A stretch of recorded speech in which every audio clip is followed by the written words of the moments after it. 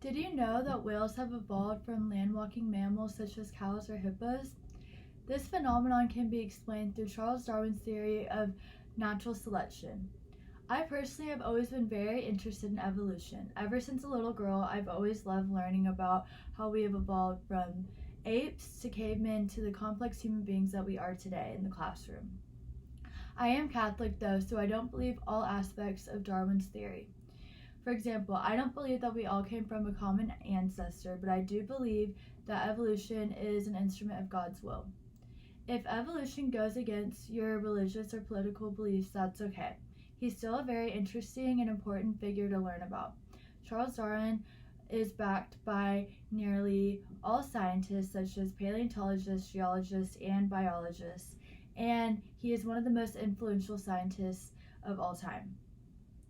So, today I will be explaining Charles Darwin's theory from his book of the Origin of Species in two steps. There's first evolution and second natural selection. So, evolution, as Darwin defined it, is descent with modification. So, Charles Darwin confirmed that species change over time, new species come from pre-existing species, and we all come from one common ancestor. There are two different types of evolution. There's microevolution, which means that a species changes in a small way, such as color or size, and there's macroevolution, which is when a whole new species is created. An example of macroevolution is the evolution of dinosaurs to birds. As Dobzhansky, a prominent Russian-American scientist, stated, "Nothing in biology makes sense except in the light of evolution." The second point of Darwin's theory is natural selection. Natural selection is the idea that animals and organisms will adapt traits that help them survive and reproduce in their environment. So, in order to understand what natural selection is, you need to know what a mutation is. A mutation is a change in an organism's makeup due to errors in DNA or chemical or radiation damage. Mutations can be negative, neutral, or even sometimes beneficial. And when a mutation is beneficial, that organism is more likely to survive longer and reproduce, and thus pass on those beneficial traits on to future generations. So over time, those beneficial traits will build up. It's like survival of the fittest, except for depending on traits that relate to physical fitness or strength.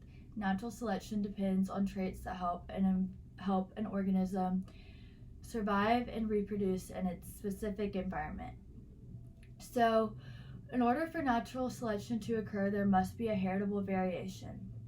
And here is an example that may help you better understand. So, here's a chart that shows a group of mice that move into a new environment where there are black rocks. And there's heritable variation with the mice in their fur color. So, I don't know if you can see, but there are some black mice and there are some tan mice. So, there are hawks that live in this area, and the hawks prey off the mice. So the tan mice are much more visual to the hawks than the black mice. So the hawks are going to end up eating more tan mice than black mice. So more black mice will obviously survive and thus reproduce. And so over time, there will be less and less tan mice, and eventually there will be no more tan mice in that area. And that is how species evolve in color and change into whole entire new species over time. Teachers are like talking about time management. Another example that shows how natural selection works is the evolution of the whale. So in the 1990s, scientists discovered a land-walking male-like animal and named it Ambustelotus natans. So how could a land-walking mammal transform into the large swimming male that we see today. So there's evidence that this land-walking cow-like animal would swim in water to catch its food. It would eat small insects. And so it is likely that there was a random mutation where one of the cow-like animal's noses was born higher above its face than normal. And so this was a beneficial mutation because when the mammal would swim in the water, it would have an easier time breathing because its nose was higher up on its face.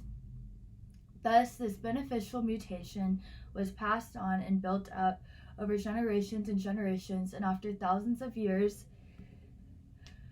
the cow-like animal's nose and nostrils were at the top of its head, and this is how whales have the blowhole that they have today. Similar beneficial mutations were passed on, and this is how